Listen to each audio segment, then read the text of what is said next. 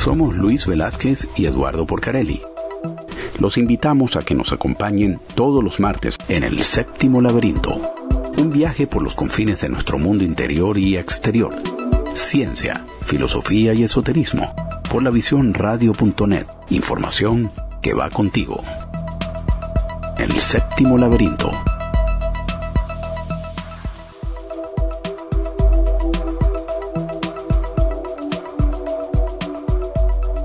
Buenas noches, amigos y amigas de la Visión Radio. Hoy es 15 de febrero, son las 7 de la noche. ¿Cómo estás, Luis? ¿Cómo estás, Alexia? ¿Cómo estás? ¿Cómo les va? Y esta noche tendremos un programa muy interesante y muy importante para el momento que se está viviendo actualmente en el mundo. Contamos con la participación del profesor Luis Fleischmann. Luis Fleischmann es doctor, profesor en el West Palm Beach State College. Tiene un PhD en sociología del New School for Social Research en New York City, y un máster de la Escuela de Nueva York también. Profesor en ciencias políticas, en sociología, con estudios en la Universidad de Tel Aviv. Y el profesor Fleischmann pues le ha hecho mucho seguimiento al tema que tenemos en el día de hoy, que son las amenazas a nuestro mundo, las amenazas a la paz mundial. Bienvenido, profesor Fleischmann, ¿cómo se encuentra? Un placer estar aquí con ustedes, Eduardo, muy bien. ¿Y tú? Un placer, igual para mí, tenerlo, es un invitado de lujo, diría yo. Esperemos, sí. No, sí, yo lo escucho a él ya desde hace algún tiempo con César Miguel Rondón en la emisora de éxito. El profesor Fleischmann es muy equilibrado en sus opiniones sobre estos temas que nos apasionan a todos nosotros. Y le hago ya la primera pregunta, ¿no? Estamos hablando de amenazas a la paz mundial. Tenemos una en ciernes, cuando uno ve la evolución de los conflictos a lo largo de la historia, pero sobre todo lo que fue el siglo XX y lo que va el siglo XXI, uno encuentra numerosos conflictos con distintos niveles de intensidad. Pero ahorita tenemos uno en ciernes que puede decidir lo que van a ser los próximos años, sobre todo el mapa geopolítico, geoestratégico en Europa y en otras partes del mundo. ¿Cómo está usted viendo, profesor Fleischmann, lo que está sucediendo, los últimos sucesos de este conflicto que comienza entre Rusia y Ucrania, pero que tiene una extensión para todos los países de Europa, Estados Unidos, inclusive China, etcétera? Bueno, totalmente. Aquí hubo muchas cosas que se han jugado y que se jugaron. Una es la imagen, ¿verdad? La imagen de Rusia, que pretende o aspira a ser potencia, como decir, bueno, cayó la Unión Soviética hace 30 años, pero eso no quiere decir que Rusia haya dejado de ser un jugador mundial. La expansión de la OTAN significa, según Putin, es una amenaza a la seguridad nacional, pero la realidad es otra. La expansión de la OTAN significa debilitamiento de la madre Rusia. Y la fortaleza de Rusia, o sea, el poder de Rusia hacia el exterior, de alguna forma sirve para dar cierta legitimidad al régimen de Putin, ¿verdad? Entonces, eso por un lado. Los Estados Unidos y la OTAN, por otro lado, vienen de una trayectoria que yo diría un poco problemática. Por un lado, conflicto interno entre Estados Unidos y la OTAN bajo el gobierno de Trump, bajo la administración Trump, o sea, Trump les demandaba pagar igual. De alguna forma se puso también del lado de las derechas europeas que estaban en contra de la Unión Europea, con particular énfasis, por ejemplo, en grandes relaciones con el gobierno húngaro, que es abiertamente anti-Unión Europea, si bien se beneficia de su dinero, ¿verdad? Es un poco como los países de América Latina que piden limosna al Fondo Monetario Internacional y después son antiamericanos, o al mismo tiempo lo son. Un poco así Hungría se comporta hacia la Unión Europea, pero de hecho el presidente Trump, a través de Steve Bannon y otros, obviamente se aliaron con los elementos europeos anti-Unión Europea, sea como sean los Brexit o aquellos que apoyaban al Brexit, la salida de Inglaterra de la Unión Europea, o incluso con los partidos de derecha que son anti-Unión Europea. Entonces, lo que veíamos es una división dentro del mundo occidental que Putin supo bien cómo aprovechar, creando este problema ahora con Ucrania y estas demandas que él está planteando. Por otro lado, hay otro elemento. Estados Unidos se acaba de retirar de Afganistán en forma muy desprolija, por no decir otra cosa, ¿verdad? Extremadamente desprolija, hasta el punto, digamos, que le cedió lugar al talibán a volver. Viene con divisiones internas dentro de Estados Unidos, una sociedad políticamente altamente dividida, polarizada. Entonces, para Estados Unidos, y creo que para Biden, era importantísimo mostrar que no iba a cederle a Rusia inmediatamente, que fue lo que hizo, ¿verdad? Hasta ahora se ha mostrado sumamente duro y parecería ser, o por lo menos aparentemente, parecería ser por un tiempo de que la guerra era inminente, porque en realidad lo que Biden estaba diciendo es, la guerra es inminente porque nosotros nos vamos a dar el brazo a torcer. O sea, de alguna forma Biden estaba en este tren de devolver la imagen a Estados Unidos como una potencia liderada, y por otro lado lo que él dice es proteger el mundo libre, proteger las democracias occidentales.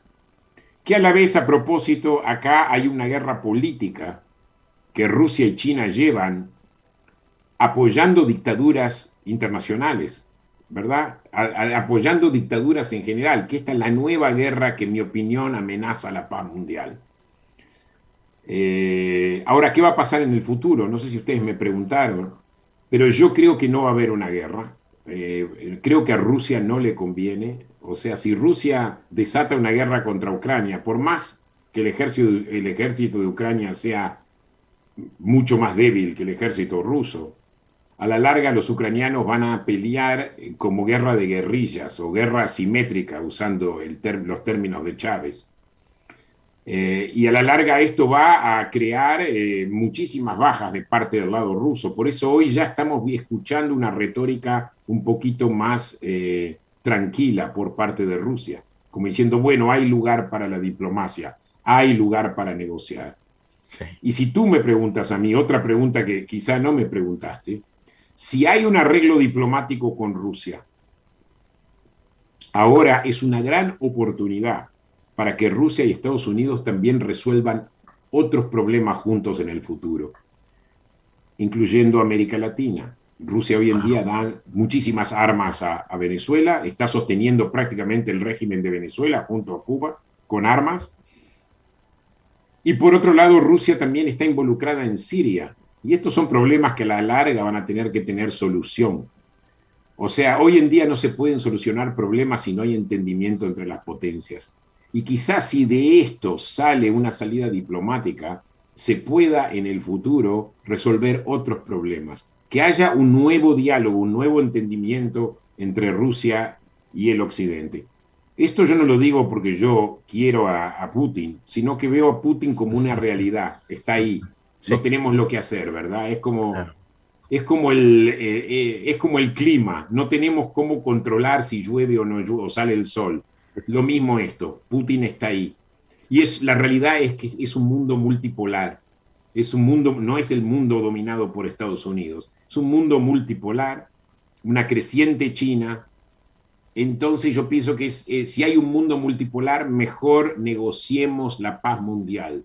Negociemos la paz mundial. Estemos de acuerdo, que aunque no estamos de acuerdo en muchas cosas, estemos de acuerdo en mantener la paz. Sí, un enfoque global a todos los problemas, eso sería lo ideal. Correcto. Incluso hoy apareció un informe en la prensa en donde certifican, bueno, efectivamente hay una cantidad enorme de radares que en la frontera con Colombia, en Venezuela, en la frontera con Colombia, que están enfocados al control de información, intercepción de teléfonos, control de los movimientos militares, etcétera, etcétera. Pero bueno, eso ha sido una realidad entre Colombia y Venezuela por mucho tiempo. Pero aquí hay un embajador, desde Venezuela, le pregunta el embajador Carlos Ríos Carbay. Él hace dos preguntas y se las leo textualmente, profesor. ¿Es un embajador colombiano? No, un embajador venezolano. Bueno, de la vieja guardia en todo caso, de la escuela. De la época de Carlos Andrés Pérez. De la época de Carlos Andrés Pérez, de carrera, pues digámoslo, un funcionario de carrera. Y él pregunta, ¿qué es para el profesor Freshman la seguridad internacional, en primer lugar? Y en segundo lugar pregunta, ¿cuáles son las nuevas amenazas mundiales? Bueno, son preguntas muy importantes, ¿verdad? Pienso que las dos preguntas están relacionadas. Las amenazas, yo pienso que hay dos amenazas fundamentales. Una son estados agresivos que han surgido particularmente después de la caída de la Guerra Fría. Estados que antes por ahí estaban controlados tanto por Estados Unidos como por Rusia. Y hoy en día están más agigantados, aprovechando esta anarquía. O sea, lo que hace falta hoy en día, en este momento, y por eso me refería antes al tema global, es lo que se llama una paz de Westfalia, lo que Kissinger es algo que totalmente sigue continuamente, vuelve a este tema, que es una especie de balance de poderes, de diferentes poderes, que entre ellos, digamos, más o menos resuelven problemas. Cuando uno se agranda, lo tratan de contrabalancear. Entonces, hoy en día tenemos una especie de anarquía internacional, ¿verdad? Cada uno lucha por el poder, o sea, China quiere ser cada vez más poderoso, Rusia quiere recuperar su poder. Estados Unidos, lamentablemente, ha tenido dos administraciones, la de Obama y la de Trump, donde en realidad Estados Unidos quiere retraerse del mundo, no pretende ya nada en el mundo. Y Biden está tratando de recuperar eso, de alguna forma trata de recuperarlo, no a veces en la forma más elegante, a veces un poco torpe, pero trata de recuperar. Yo pienso que un Estados Unidos débil es un problema, es una amenaza para el mundo libre. Perfecto. La segunda amenaza, cuando dije una amenaza para el mundo libre, la segunda amenaza que yo veo es el incremento de las dictaduras mundiales. O sea, hoy en día tenemos dictaduras no solamente en Venezuela, ¿verdad? Que son dictaduras electas, que suben mediante el proceso electoral normal y después se convierten en dictaduras. Y después es imposible sacarlos de ahí. Profesor, no solamente es Hungría, no solamente es Venezuela, son varios países de América Latina, ¿verdad? No necesito ni nombrarlos.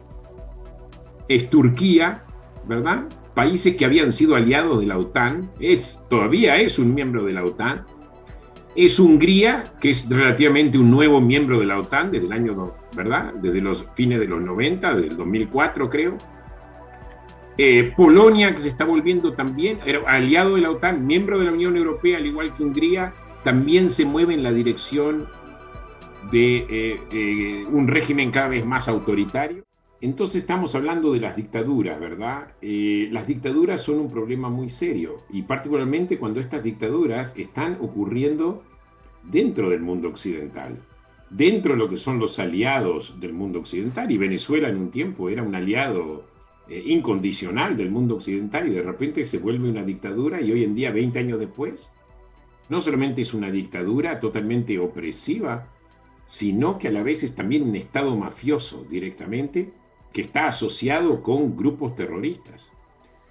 En el caso de Hungría, por ejemplo, Hungría ya prácticamente está en la esfera de influencia de Rusia, de Putin, ¿verdad? Ni que hablar de otras dictaduras que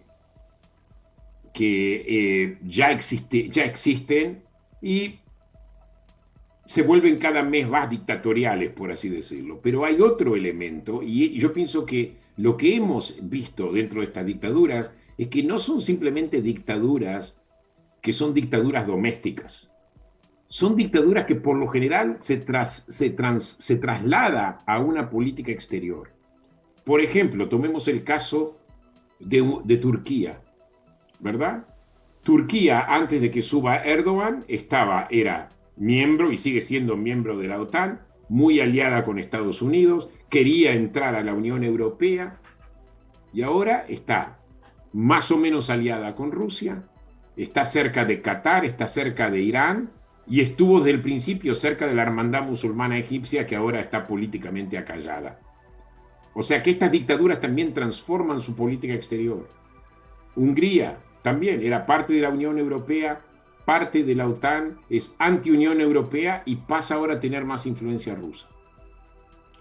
Venezuela era el principio, o sea, estaba cercano a Estados Unidos, no solamente a nivel de gobierno, también a nivel de sociedad civil. O sea, veíamos a los venezolanos los fines de semana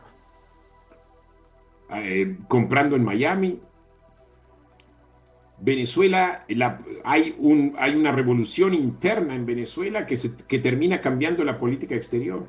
Lo vimos ya en los años 70 con Irán. Irán estaba dentro de la esfera de influencia de Occidente y hay una revolución, un cambio de régimen que termina siendo anti-Estados Unidos y anti todas las alianzas que tenía.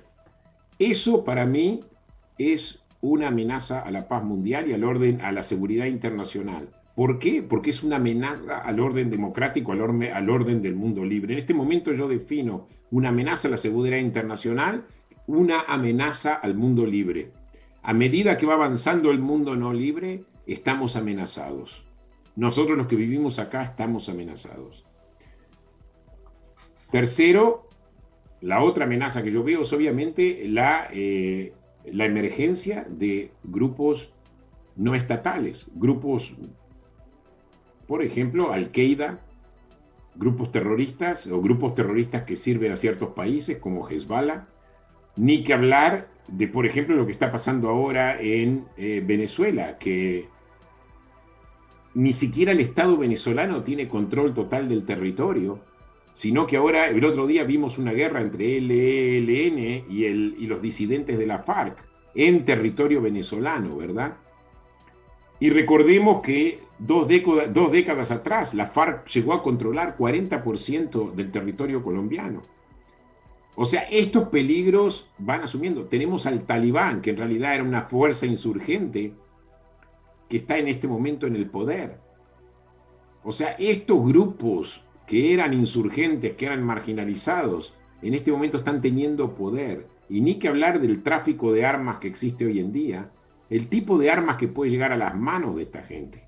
Incluyendo, quizá, yo no descartaría armas nucleares. Recordemos, un estado paria como es Pakistán, donde sus servicios secretos ayudaron a Al-Qaeda, cooperaban con Al-Qaeda y cooperaban con el Talibán.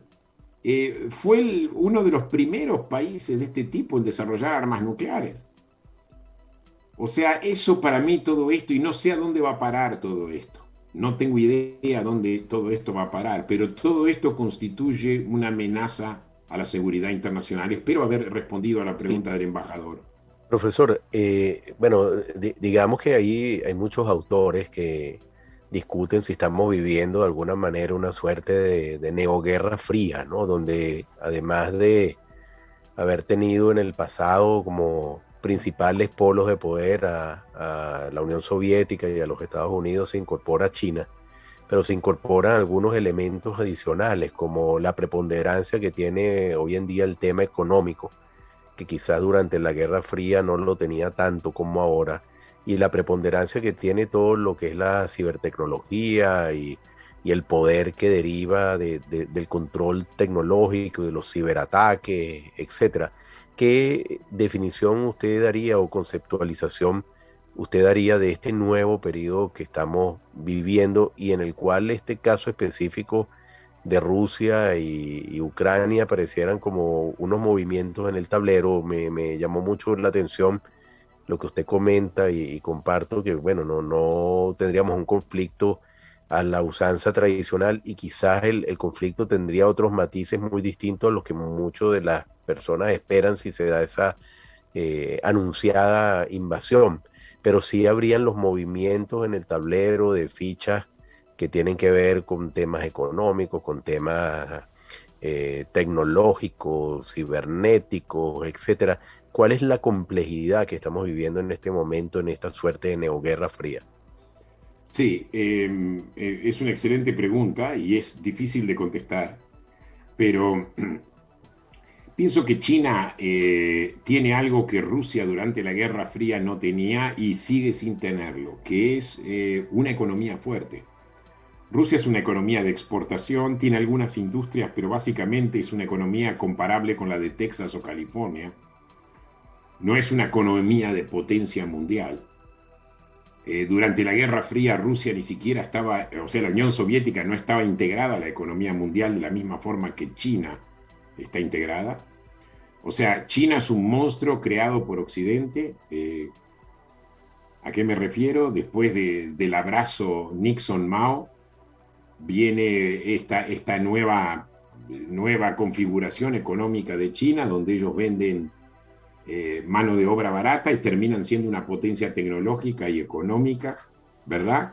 Para darte un ejemplo, el 90% de los antibióticos consumidos en Estados Unidos son manufacturados en China, ¿verdad? Fíjate el problema que hemos creado con respecto a la cadena de suministros, ¿verdad? Es todo China, China, dependemos de China. Si China, digamos, un poco reduce la velocidad, nosotros no tenemos lo que comprar en el supermercado, que es lo que está pasando ahora, que hay escasez. Es un problema, bueno, no es la única razón China, yo no voy a exagerar aquí, ¿no? Pero China está integrada económicamente y el mundo entero depende de China. Todos quieren todo el mundo quiere hacer negocios con China. Y esto, obviamente, en este momento hay una dependencia también tecnológica de China, que ya, por ejemplo, se estaba hablando del control que los chinos pueden tener de ciertos secretos debido a cierto control tecnológico que ellos pueden tener. Y esto es algo muy, muy peligroso, y más bajo el gobierno de Xi Jinping, que es un gobierno bastante agresivo, ¿verdad? Con una política exterior que no es solamente la ruta de la seda, o sea, tratar de invertir cuanto más posible en cuanto más países y hacer cuanto más países dependientes de China, sino también hay cierta agresividad política. Por ejemplo, ellos se quieren tragar a Taiwán hace mucho tiempo y ellos creen que este es el momento. Por eso era muy importante que Estados Unidos y la OTAN se confronten con Rusia y no le den tan fácil lo que Rusia quería, porque eso podía tener implicaciones para Taiwán, que sigue siendo un aliado del Occidente, y a la vez, digamos, China se lo quiere comer. Dato importante. Ahora, es un problema muy serio, la dependencia económica de China, y creo que China no va a parar su agresión, o sea, su política agresiva no la va a parar. Y ellos también apoyan dictaduras, están también apoyando la dictadura de Maduro, como ustedes saben, y a otros tantos. Y en este momento están apoyando también a Irán, que es un peligro mundial, es un peligro nuclear. O sea, estamos en una situación mucho más complicada y mucho peor que la Guerra Fría. Eso es lo que yo pienso, porque tampoco hay una situación de anarquía donde no se sabe cuál es el futuro, las reglas no están tan claras. Profesor, realmente lo que nos ha dicho ha sido extraordinariamente muy bien, muy buen análisis con el que yo coincido. Sin embargo, han aparecido nuevos elementos que a mí me preocupan, quizás un poco más del tema global, pero estos elementos tienen una proyección muy grande, como es, por ejemplo, la delincuencia organizada transnacional. Yo me quedé impresionado leyendo la historia de una banda. En este momento nació en China, es una banda que está prácticamente en todo el mundo y que genera una cifra de negocios, como dicen los franceses, de 70.000 millones de dólares, lo cual no es nada, no es poquito, ¿no? El narcotráfico, la corrupción, el lavado de dinero, el tráfico de armas, esas amenazas de origen sexual, a su modo de ver, que usted es el especialista, dentro de toda esta amalgama de problemas que hay en cuanto a la seguridad y a las amenazas, ¿cómo ubicaría usted y por qué estos nuevos elementos?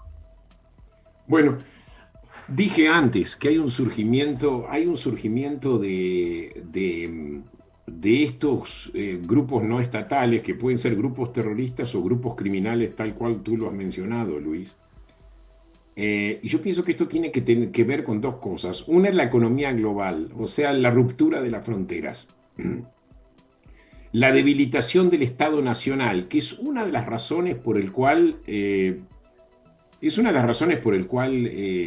han surgido también las derechas. ¿Dónde está el Estado Nacional? ¿Dónde está nuestra identidad nacional? Y por otro lado, la permeabilidad. Por ejemplo, hoy en día en Europa no hay prácticamente divisiones de fronteras, prácticamente en la Unión Europea, ¿verdad? Pero hay también regiones no gobernables donde no existe el Estado, y esto no tiene nada que ver con la globalización. Por ejemplo, Afganistán nunca fue un país que fue gobernable, ¿verdad? Nunca tuvo un gobierno con un poder absoluto no absoluto diría yo, pero de imponer el monopolio de la violencia, ¿verdad? Por eso tenemos plantaciones de poppy, ¿verdad? Tenemos plantaciones de cocaína y de droga. Lo hemos visto, por ejemplo, en la frontera México-Guatemala, lo hemos visto en ciertas zonas fronterizas, lo hemos visto en todos los estados del norte de México, donde el Estado prácticamente no existe, ¿verdad? Donde hay corrupción. La corrupción ya es un problema de seguridad nacional también. Y de seguridad internacional. Lo que es en este momento un problema de seguridad nacional es también un problema de seguridad internacional. En América Latina tenemos toda la franja que va de América, desde la zona del norte de Sudamérica, Venezuela, pasando por América Central hasta México. Es prácticamente una zona donde no hay gobierno. ¿Dónde está el gobierno de Honduras? ¿Dónde está el gobierno de El Salvador? ¿El gobierno de Guatemala? Son gobiernos totalmente débiles. Y esto no tiene nada que ver con la globalización, tiene que ver simplemente con la corrupción total. El poder comprar jueces, el poder comprar jefes de policía, en que los mismos policías se conviertan en mafiosos, ¿verdad? Donde les conviene mucho más ser miembros de estas bandas de criminales por la cantidad de dinero que hacen. En algunos casos, incluso miembros de la seguridad y miembros del gobierno se convierten también en criminales, ¿verdad? Recordemos en Venezuela, se empezó con los carteles de los soles, hoy en día son muchos los militares involucrados en este tipo de actividad ilegal. El 30% acaba de aparecer. Imagínate, el 30%. O sea, lo que estamos viendo aquí es la colonización del Estado. Colonización del Estado por estos grupos criminales organizados, y a la vez esa colonización es posible por la corrupción. O sea, la corrupción no es una cosa menor, es algo importante, no solamente para proteger a la sociedad civil, que está siendo prácticamente vaciada por esta gente corrupta, sino también para proteger al mismo Estado, ¿verdad? O sea, lo que se llama el Estado de Derecho, el gobierno de la ley, ¿verdad? La autoridad de la ley se pierde porque no existe la ley. Existe la ley del más fuerte, una situación totalmente darwinista. Y esto sucede no solamente en América Latina, sino que sucede también en otros países de Asia, ni que hablar en África. Y esto obviamente estimula aún más la proliferación de estos países, de esta criminalidad. Profesor, yo escuchándolo, yo me hago la siguiente pregunta, porque por supuesto que otra amenaza a la paz y seguridad mundial, usted la acaba de mencionar, es la corrupción. Y yo me pregunto, bueno, siempre ha estado presente en toda la historia de la humanidad, pero si esta sensación que nosotros tenemos de este incremento de las actividades delictivas, de la corrupción, es que realmente se está incrementando por el uso de nuevas tecnologías, etcétera, o porque también ya tienen más visibilidad que antes, porque existen organizaciones como Transparencia Internacional que la hacen más visible que antes, o realmente sí se está incrementando y poniendo en peligro una de las estructuras que usted mencionó también al principio del programa, el Estado Nacional como lo conocemos, que surgió de Westfalia en 1648. Esa estructura del Estado se está debilitando por este incremento de la corrupción hasta el punto de que va a llevar una fragmentación que va a amenazar todavía aún más la seguridad. Y aprovecho, si usted me puede complementar esta reflexión, pregunta sobre los avances y retrocesos que también ha tenido la integración, porque Europa, por supuesto, está más integrada que en 1953, 54, cuando nació la Comunidad Económica del Carbón y el Acero, pero también uno ve el éxito del Brexit, de esas amenazas que siempre están presentes en los procesos de integración en muchas regiones del mundo. ¿Cómo ve usted este tema de corrupción, Estado, retroceso y avances en la integración en el mundo, etcétera? Bueno, yo pienso que es un proceso doble. Por un lado, cada vez hay más organizaciones internacionales de integración, como son la Unión Europea. En su momento también tenemos a NAFTA, recordemos a NAFTA, que Trump en realidad le dio cierta vuelta de reforma. Pero por el otro lado también tenemos la contrarreacción a estos procesos de integración. Y esto es lo que está pasando hoy en Europa con todos estos nuevos partidos de derecha. Están en contra de la integración porque dice que afecta nuestras raíces nacionales. La integración, y no hablé ni que hablar de la inmigración. O sea, hoy en día no solamente Estados Unidos confronta inmigración de países fallidos, ¿verdad? Sí. En muchos casos de Centroamérica, de Venezuela, de un montón de lados, pero particularmente de Centroamérica, de México, sino que también Europa confronta inmigración que viene de África y del Medio Oriente, que obviamente los europeos se sienten amenazados en su identidad por eso, ¿verdad? Y escuchamos a Le Pen, y escuchamos a Salvini, y escuchamos a todos estos partidos que han surgido dentro de la derecha, ¿no? Que es justamente para... O sea, hay como una acción y hay una reacción. Hay una integración, pero yo no creo que ya la integración vaya demasiado lejos. En cuanto a la corrupción, yo pienso que la corrupción y la mafia, tú hablaste de la transparencia internacional, sí, hoy en día hay más conocimiento de la existencia de estos grupos y de la corrupción en general, pero no lo hace menor. En realidad la corrupción sigue y sigue y sigue y sigue. O sea, y hoy en día, en algún momento yo creí en que Estados Unidos debería exportar, no necesariamente democracia, pero leyes anticorrupción. Y de hecho tampoco esto funcionó, ¿verdad? Y de hecho, vamos a ponerlo así, Estados Unidos en este momento está viviendo cierto elemento de corrupción. Y eso es algo que a mí me preocupa mucho. Y yo no hablo, digamos, de actos criminales que se descubren. Yo estoy hablando también de cuando los mismos políticos, por ejemplo, no acatan una orden judicial o no acatan una orden del Congreso. Cuando se intenta, por ejemplo, cuestionar una elección, ¿verdad? Todas estas cosas son cosas que afectan la democracia y a la vez afectan también lo que se llama la ley. O sea, estamos viviendo esto a mí me preocupa más, te digo más, me preocupa más que Rusia. ¿Entendés? Que todo este asunto de la corrupción y las actitudes dictatoriales se vayan expandiendo. Y a veces las actitudes dictatoriales se expanden porque son populares. Cierto. ¿Verdad? Cierto. Y ese es un problema muy serio. O sea, la otra cosa que uno puede es que la gente ya no cree tanto en la democracia. Incluso hablando con gente, ellos dicen, bueno, a mí me importa que tal y tal líder haga esto y haga lo otro. Pero la democracia es algo que le importa a cierto sector de la población, pero eso no necesariamente a la mayoría de la población. Así y de hecho, tú fíjate cómo la gente votó como por ejemplo en Chile, de tener un sistema bipartidista, centrista, ¿verdad? Tanto de centro derecha como de centro de izquierda. Pasamos a tener una elección donde dos extremos se confrontan. Así es. Y lo mismo en Brasil. ¿A quién tenés? A Lula contra Bolsonaro. ¿Y dónde está el centro? Sí. ¿Dónde están los Cardoso del mundo? Sí. ¿Verdad? Sí. Estamos perdiendo el centro y sin el centro no hay democracia y sin democracia tampoco se controla la corrupción. ¿Qué tal? Profesor, si usted nos permite, vamos a una nueva pausa, pero le quisiera dejar una pregunta. La seguridad internacional, la seguridad mundial, esa expresión, ¿qué exige?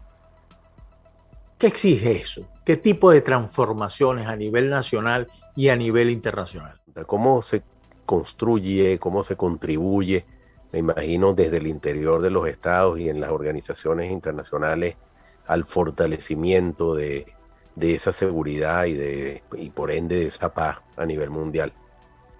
Bueno, habíamos hablado antes de la debilitación del Estado Nacional de alguna forma por la globalización y en el caso de los países del tercer mundo simplemente por la corrupción. Yo pienso en este momento que este es el momento de devolver el poder a los estados nacionales. O sea, está en manos de los estados nacionales, en cada estado nacional, de tratar de mejorar su propia situación interna.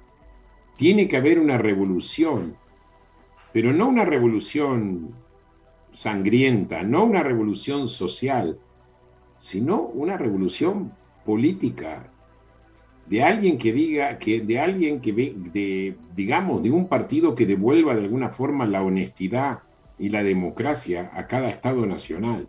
Eso es lo que tenemos que hacer. O sea, la solución, o sea, pese a que estamos viviendo un mundo global, yo no veo que la solución venga por parte de los organismos internacionales. Es verdad que la Unión Europea ejerce presión democrática y de transparencia sobre sus miembros, ¿verdad? Incluyendo la presión que están ejerciendo sobre Hungría y sobre Polonia.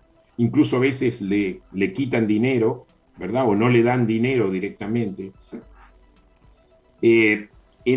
A veces eso resulta, pero yo pienso que mayormente tiene que ser una transformación dentro de los mismos países. Y hoy en día, cada vez más estamos teniendo políticos que lo único que se preocupan es por su propio poder. Sí. Y no hay como una conciencia de que ellos están sirviendo algo que va más allá de ellos mismos. O sea, cómo ellos pueden salir de sus propios intereses para servir a la comunidad en lo que es el interés general. Faltan ese tipo de políticos. Están cada vez más proliferando los políticos que tiran para su propio lado. Y eso lamentablemente lo hacen con complicidad también de la sociedad civil, que ven eso y lo ignoran, o a veces no lo ven.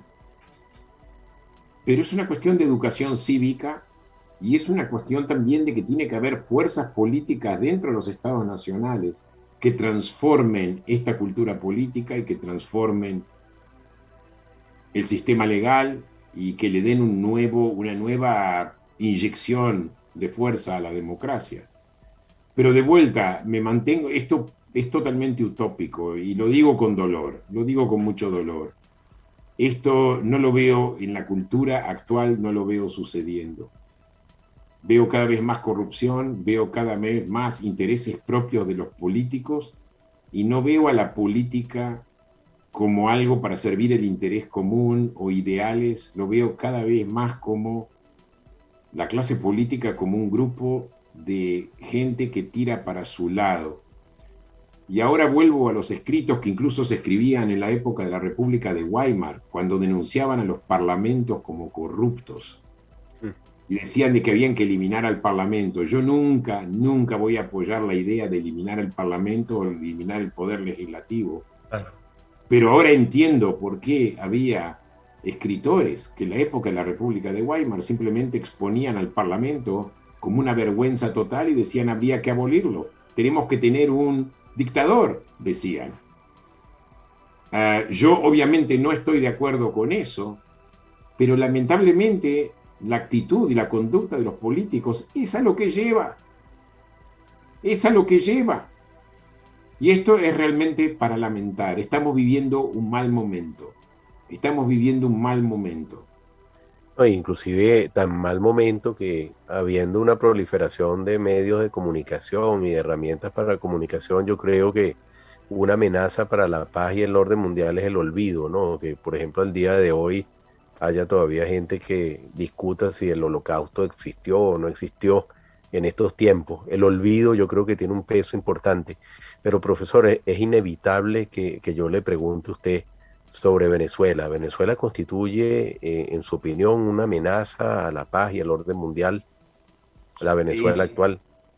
La Venezuela actual tanto como el orden mundial, es como decía mi amigo, el expresidente de Costa Rica. Un expresidente de Costa Rica decía, es darle demasiado crédito a Nicolás Maduro, ¿verdad? Pero sí al orden, a la seguridad regional, por supuesto que sí. En el momento que tú tenés un Estado que es un Estado no solamente dictatorial, sino también que es un Estado mafioso, ¿verdad? Que a la vez está dispuesto a vender sus puertos a los carteles de la droga y al crimen organizado.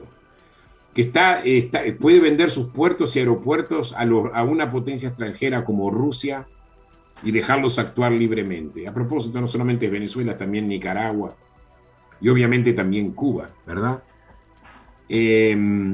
Esto estimula más la situación de anarquía y corrupción que yo describí antes. Entonces, en ese sentido, es un problema para la seguridad regional, es un problema para la seguridad de Estados Unidos también. Y por eso Estados Unidos tiene todo el derecho de pedir la renuncia y hacer todo lo posible para sacar a Maduro de encima. O sea, en la época de Trump se apoyó a Guaidó, se ejerció una coalición internacional en apoyo de Guaidó y en contra del gobierno de Maduro, pero Maduro sigue haciendo lo que él quiere. Pero ni que hablar de las conexiones de Maduro con Irán. El otro día, por ejemplo, hubo un informe de un oficial israelí que dijo algo que yo ya había predicho, que yo predije en mi libro del año 2013, Latin America in the Post-Chavez Era, que podrían llegar a haber misiles iraníes sobre territorio venezolano, de alguna forma duplicando o mimicando, si se quiere, lo que sucedió en el año 61 con la crisis de los misiles de Cuba. Y 62. Y efectivamente un oficial israelí el otro día informó de que podía haber ya misiles iraníes sobre suelo venezolano. Nadie lo confirmó ni nadie lo desmintió. Sí. Ahora, por ahí son cosas secretas que no quieren asustar al público y por eso no se dice.